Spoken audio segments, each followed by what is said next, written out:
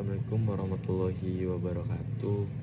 Perkenalkan, nama saya Sidki Ramadhani dengan nomor akhir NPM 058. Saya dari kelas B. Saya di sini bikin video untuk menyelesaikan tugas bioteknologi yang diampu oleh Ibu Pisi Cintamani. Jadi tugasnya itu ialah bikin studi kasus, menceritakan, presentasikan tentang studi kasus yang saya buat. Jadi langsung saja, studi kasus yang saya buat itu judulnya diambil dari pemanfaatan mikroba untuk meningkatkan pertumbuhan dan hasil kedelai di tanah pesisir. Nah, di penelitian ini bertujuan untuk mengetahui campuran kultivar dan pupuk hayati yang terbaik untuk meningkatkan hasil kedelai di wilayah pesisir di Bengkulu. Nah, penelitian dilakukan di Desa Beringin Raya, Kecamatan Muara Bengkulu, Bangkahulu, Bengkulu pada bulan Maret sampai Juli pada tahun 2017. Penelitian ini menggunakan rancangan petak terpisah yang dilakukan sebanyak 3 kali. Dan ada 2 jenis kedelai, kacang kedelai yang berkultivar Granggon dan juga Wilis. Dan ada dua bentuk pupuk hayati yang terdapat pada anak petak, yaitu fungi. Jadi ada FMA, yaitu fungi mikroba, fungi Mycorrhiza arbuscular, dan ada FPF, yaitu fungi pelarut fosfat.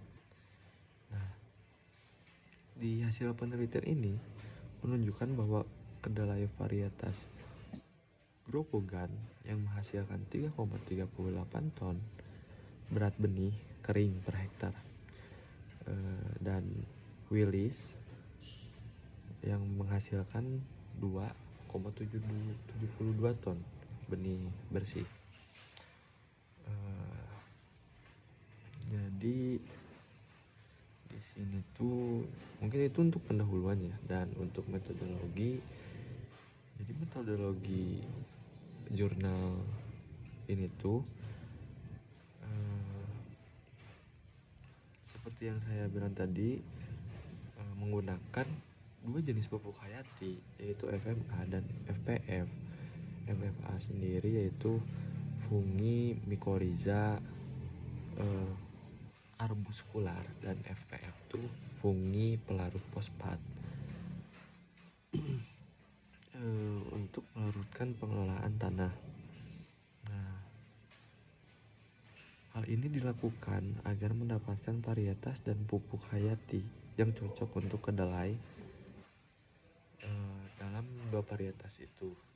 Dan ada kombinasi dalam jurnal ini, yaitu varietas Grobogan hanya ditambah FMA, ada varietas Grobogan hanya ditambah FPF, ada varietas Grobogan yang ditambah FMA dan FPF. Juga Wilis Wilis juga seperti itu. Jadi hasil dan diskusi yang saya dapatkan, terdapat 3 bagian, yaitu ada manfaat, ada tantangan, dan ada implikasi. Untuk manfaatnya sendiri, ada 2 poin, yaitu persentase survive tanaman kedelai di lahan berpasir menjadi lebih tinggi, dan pupuk hayati berpengaruh pada bobot dan tinggi tanaman. Untuk poin pertama, yaitu saat mulai tumbuh, tanaman muda tanaman muda tuh memang seperti akan kaget. Jadi karena emang tanahnya itu pesisir, karena di pesisir, jadi apa ya disebutnya tuh memang belum menyesuaikan. Jadi ketika kita menanam tuh di cebolnya tuh harus diperhatikan lah. Nah, untuk kesananya itu tuh sangat meningkatkan presentasi survive-nya. Nah, yang kedua tuh yaitu pupuk hati berpengaruh pada bobot dan tinggi tanaman. Jadi si pupuk hayati yang dua tadi tuh FMA dan FPF, ketika si kacang kedelai mulai tumbuh, perbedaan antara tidak memakai FMA dan FPF itu mempunyai perbedaan 0,5. Jadi ketika kalau tinggi perbedaannya tuh 0,5, yaitu lebih tinggi memakai FMA, dan ketika memakai FPF tuh di bawahnya FMA. Nah, alangkah bagusnya dua-duanya terpakai. Jadi dua-duanya tuh dipakai begitu. Itu untuk manfaat. Dan ada tantangan. Jadi di sini tuh tantangan tuh dari pandangan petani. Para petani yang sudah lanjut usia itu sangat menyanjung sebuah tradisi maupun kebiasaan zaman dahulu. Jadi susah dalam meyakinkan bahwa fungi bisa membuat tanaman cepat tumbuh dalam segi tinggi maupun bobot. Dan juga poin kedua yaitu diperlukan riset mendalam. Memang di sini terbukti adanya sebuah peningkatan, tetapi kita harus melakukan riset mendalam karena kita tidak tahu jangka panjangnya berarti ini jangka panjangnya, dan dosis yang diperlukan, terus regulasi dan kebijakan. Juga di sini ada implikasi. Untuk regulasi dan kebijakan itu, jadi masih belum adanya regulasi dalam yang menyatakan bahwa FMA dan FPF itu cocok untuk tanaman. Yang dikhawatirkan di sini adalah adanya untuk long time. Jadi untuk jangka panjangnya tuh ditakutkan adanya zat berbahaya, ataupun bukan zat berbahaya, cuman ya ketika belum adanya regulasi, jadi belum ada istilahnya belum ada riset yang tadi saya sebutkan. Dan poin terakhir itu implikasi. Di sini implikasi ada 3 poin, yaitu sosioekonomi, keamanan, lingkungan, dan juga kebijakan dan regulasi.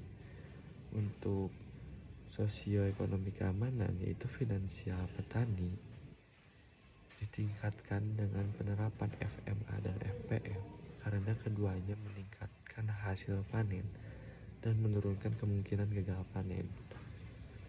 Untuk menghentikan kesenjangan sosial ekonomi diperlukan undang-undang yang mendorong kesetaraan akses terhadap teknologi. Nah, untuk lingkungan, jadi di wilayah yang rentan lahannya kering, FMA dan FPF itu ini mendorong teknik pertanian yang lebih berkelanjutan sekaligus menurunkan kebutuhan pupuk kimia karena sudah adanya pupuk hayati.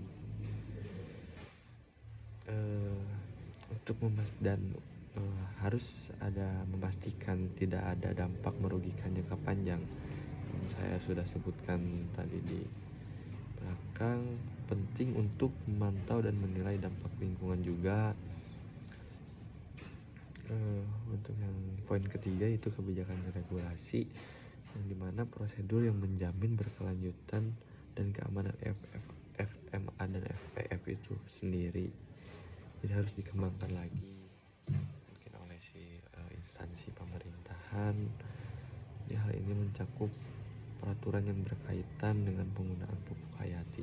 dan juga perlindungan hak hak petani dan teknik manajemen risiko terhadap lingkungan. Itu untuk poin-poinnya, dan kesimpulannya yaitu hasil penelitian menunjukkan rata-rata hasil panen untuk varietas Grobogan lebih tinggi dibandingkan varietas Willis. Juga hasil tertinggi pada varietas Grobogan dicapai ketika diinokulasi dengan kombinasi seperti yang saya bicarakan tadi, dua kombinasi itu FMA dan FPF. Begitupun juga dengan Willis. Jadi sekian dari saya. Assalamualaikum warahmatullahi wabarakatuh.